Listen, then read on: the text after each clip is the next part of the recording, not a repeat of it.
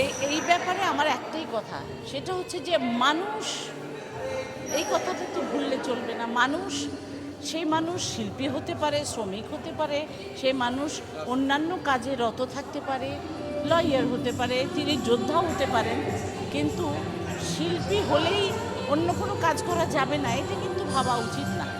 তো শিল্পীর ভেতরে তো একটা মানসিক শক্তি থাকবে, একটা সাহস থাকবে, এবং শিল্পীর পক্ষেই সম্ভব সকল মানুষের খুব শর্টকাট কাছে চলে যাওয়া যায়।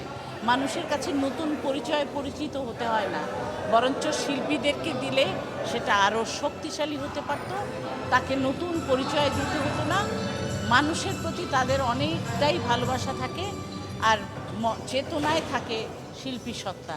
অতএব মানুষকে মানুষ হিসেবেই তারা গণ্য করে, তাই শিল্পীদের দিয়েই কাজ করানো উচিত।